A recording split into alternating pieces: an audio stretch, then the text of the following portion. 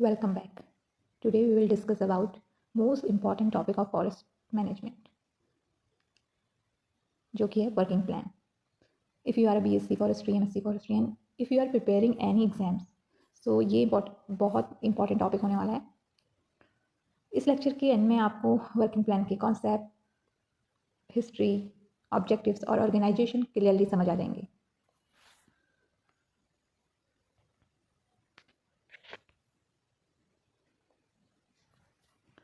सबसे पहले कि वर्किंग प्लान क्या होता है, समझते हैं कि पहले वर्किंग प्लान किसे कहते हैं.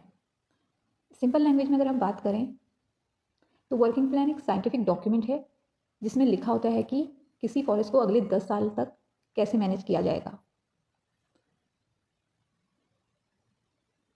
इसलिए इसे फॉरेस्ट का मैनेजमेंट प्लान भी कहा जाता है. और अगर हम इसे और समझें तो एक तरह से हम इसे कह सकते हैं कि ये एक रिटन स्कीम है. किसी भी फॉरेस्ट को हम किस तरीके से ट्रीट करेंगे, मैनेज करेंगे इन अपकमिंग प्लान के मैनेजमेंट प्लान के अंडर.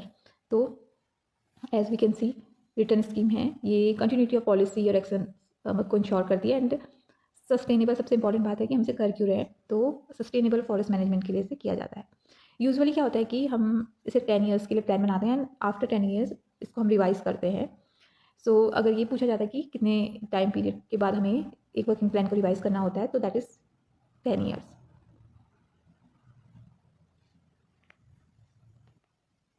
अब इसमें सबसे एक इम्पॉर्टेंट टॉपिक जो आता है वो है एक और बात आती है कि जो है हमारा जो वर्किंग प्लान है वो किसके लिए होता है. डिमार्केटेड फॉरेस्ट एरिया इन सब के लिए होता है. एंड जो रिजर्व फॉरेस्ट हम जिसे भी कहते हैं, एंड जो इसको कब और जो प्रोटेक्टेड एरियाज़ के लिए प्लान बनाया जाता है उसको स्पेशल मतलब मैनेजमेंट प्लान्स कहा जाता है. तो यहाँ पे एक चीज़ है, इसको डिफ्रेंशिएट करना पड़ेगा कि management plan and working plan में क्या डिफरेंस है. पहले यही समझते हैं कि कब इसको मैनेजमेंट प्लान कहेंगे और कब वर्किंग प्लान कहेंगे.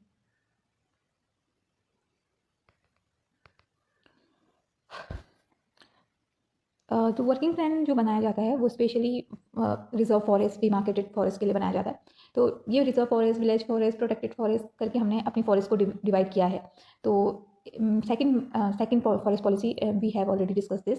तो उसके अकॉर्डिंग हम अपने फॉरेस्ट को डिवाइड करते हैं, जिसमें कि हम village forest, protected forest and reserve forest को अलग अलग कैटेगरीज में डिवाइड करते हैं. तो हर किसी कैटेगरी के लिए हमें अलग अलग टाइप से वर्किंग प्लान की ज़रूरत होती है एंड मैनेजमेंट प्लान की ज़रूरत होती है.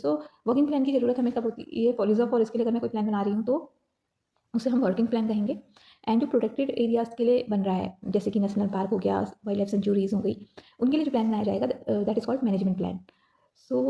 अब यहाँ पे थोड़ा हम इसका डिफरेंस देख लेते हैं कि जो वर्किंग प्लान होता है वो बेसिकली फोकस होता है ईल्ड रेगुलेट करने के लिए. ईल्ड मतलब total all over protection, biomass जो भी हम ले रहे हैं, और मतलब फॉरेस्ट का टिम्बर, ये सब ईल्ड के रूप में हम देखते हैं. एंड जो मैनेजमेंट प्लान होता है वो उसका main M conservation and protection होता है. तो स्पेशली वाइल्ड लाइफ के लिए, वाइल्ड लाइफ को प्रोटेक्ट कैसे करना है, उसका हैबिटेट प्रोटेक्ट कैसे करना है एंड कंजर्व कैसे करना है, ये इसके अंदर आता है. एंड अगर हम वर्किंग प्लान कहें तो ज़्यादा फोकस कमर्शियल पर्पज़ के लिए होता है. तो एज वी नो दैट कि फॉरेस्ट डिपार्टमेंट इंडस्ट्रियल पर्पज़ के लिए भी पूरा मैनेजमेंट प्लान बना रहा है. तो जो कि हमारी जो इंडस्ट्री की डिमांड है फॉरेस्ट से, उसको भी हम रेगुलेट करें, सस्टेन करें, तो वर्किंग प्लान उसके अकॉर्डिंग काम करता है. एंड सेकंड की मैनेजमेंट प्लान क्या होता है, उसका main M protection and conservation होता है. तो प्रोटेक्शन एंड कंजर्वेशन में ये नहीं हो सकता कि हम ये कहें कि हम ट्रीज़ पे ध्यान दे रहे हैं, टिम्बर पे ध्यान दे रहे हैं. वहाँ पे हमें पर्टिकुलर एरियाज़ को इसलिए प्रोटेक्ट करना होता है क्योंकि हम किसी पर्टिकुलर स्पीसी लाइक एनिमल की स्पीसीज, उन सबको प्रोटेक्ट करते हुए पूरे क्या बोलते हैं इकोसिस्टम को सस्टेन करते हुए, प्रोटेक्ट करते हुए चलते हैं. एंड अगर मैं बात कहूँ वर्किंग प्लान की, तो ये मेनली फ्लोरल मतलब कंपोनेंट्स पे फोकस्ड होता है, like biomass, yield, volume of trees, इन सब पे इसके अकॉर्डिंग चलता है. एंड जो मैनेजमेंट प्लान होता है वो मेनली फ्लोरा फौनास पे, फॉनल कंपोनेंट्स पे डिपेंड होता है, like prey, predator and like population dynamic कैसा है, माइग्रेशन क्या हो रहा है, मतलब overall we are talking about the wildlife and animals and their habitat. अब हम यहाँ देख लेते हैं कि वर्किंग प्लान कहाँ के लिए यूज़फुल होता है. बेसिकली वर्किंग प्लान कहाँ के लिए होता है, फॉरेस्ट सर्टिफिकेशन के लिए, JFM माइक्रो प्लान्स के लिए, जॉइंट फॉरेस्ट मैनेजमेंट जिसे हम कहते हैं, we have already discuss this. And climate change जैसे क्लाइमेट चेंज मिटिगेशन के लिए, और EIA मतलब इन्वायरमेंटल इम्पैक्ट असेसमेंट करने के लिए, social impact assessment, poverty poverty elevations, ये सबको करने के लिए। एंड सबसे इम्पॉर्टेंट जो है, address the social perspective of natural resource management particularly for the forest fringe communities.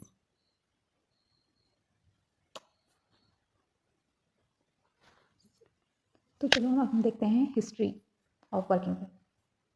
India में वर्किंग प्लान का कॉन्सेप्ट गैट्रिच ब्रांडिस के टाइम से शुरू हुआ, जिन्हें कि फादर ऑफ इंडियन फॉरेस्ट्री भी कहा जाता है। 1988 की नेशनल फॉरेस्ट पॉलिसी ने वर्किंग प्लान को कंपलसरी इंपॉर्टेंस दी। फिर 1996 में सुप्रीम कोर्ट ने भी गाइडलाइन इशू की कि फॉरेस्ट का मैनेजमेंट साइंटिफिक वर्किंग प्लान के अकॉर्डिंग ही होना चाहिए।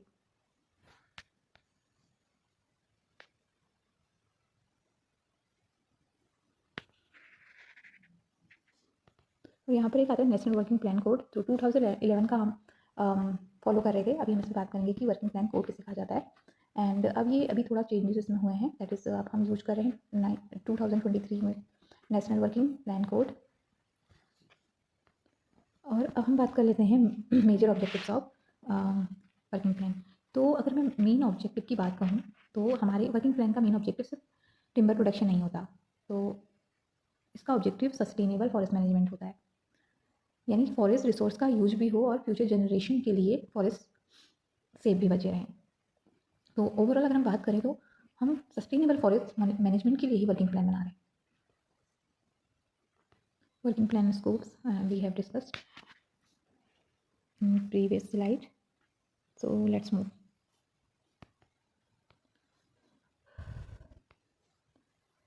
तो वर्किंग प्लान को प्रिपेयर और इम्प्लीमेंट करने के लिए एक प्रॉपर ऑर्गेनाइजेशनल सेटअप होता है। सेंट्रल लेवल पर अगर हम बात करें तो सेंट्रल लेवल पर ministry of environment, forest and climate change की एजेंसी का रोल मेन होता है। एंड अगर हम स्टेट लेवल पर बात करें तो PCCF एंड CCF और वर्किंग प्लान ऑफिसर का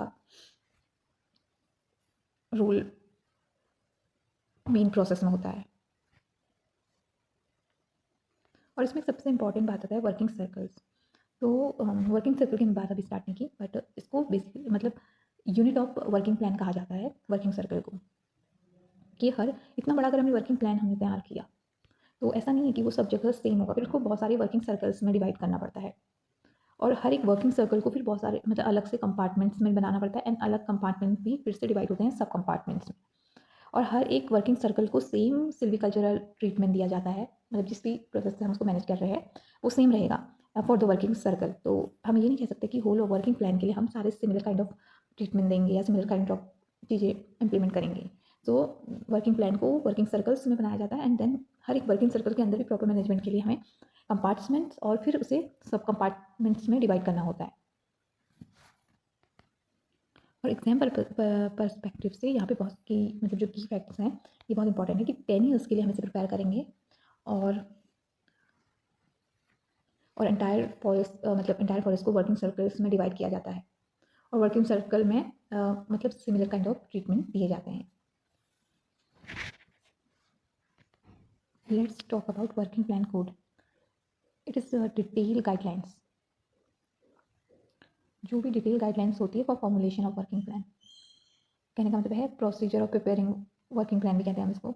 जो गाइडलाइंस होंगी, प्रोसीजर होगा जो एक रिटर्न फॉर्म में होता है हमारे पास, उसे पूरा गाइडलाइंस को कहेंगे हम। पूरा प्रोसेस जो हमारा पूरा प्रोसेस रहता है फॉर द वर्किंग प्लान के लिए जो हमारा रहता है, उसकी जो गाइडलाइंस होंगी उन्हें हम वर्किंग प्लान कोड कहा जाता है।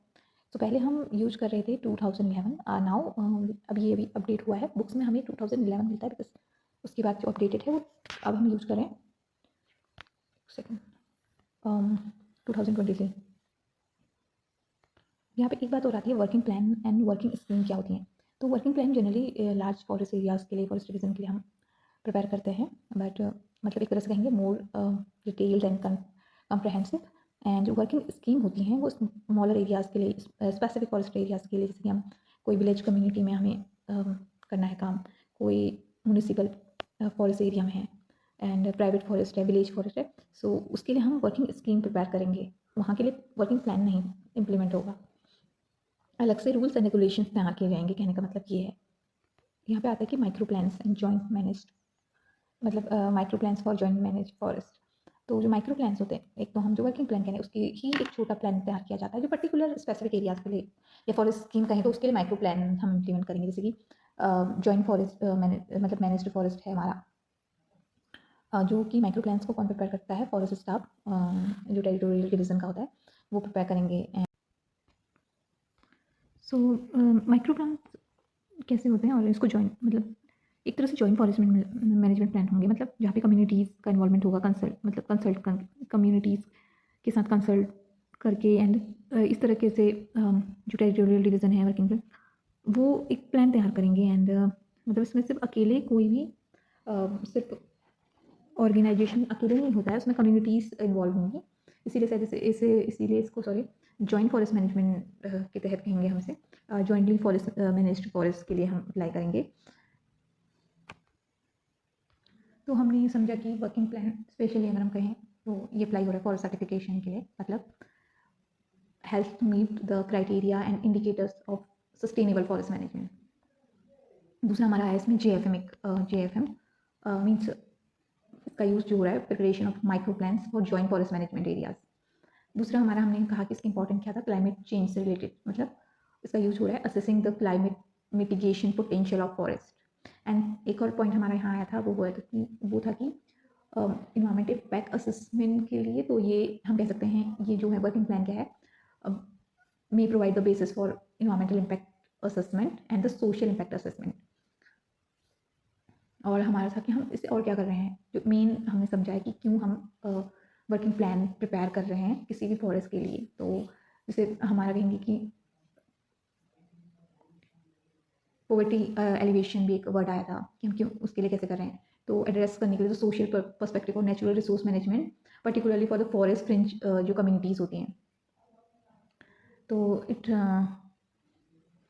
वॉज ऑल अबाउट द कि क्या है वर्किंग प्लान एंड क्यों हम इसे प्रिपेयर कर रहे हैं। तो नेक्स्ट में हम इसमें देखेंगे कि how we will prepare working plan. और हमने अभी ऑर्गेनाइजेशनल वो देखा कि इसमें किस तरीके से इसको मैनेज किया जाता है।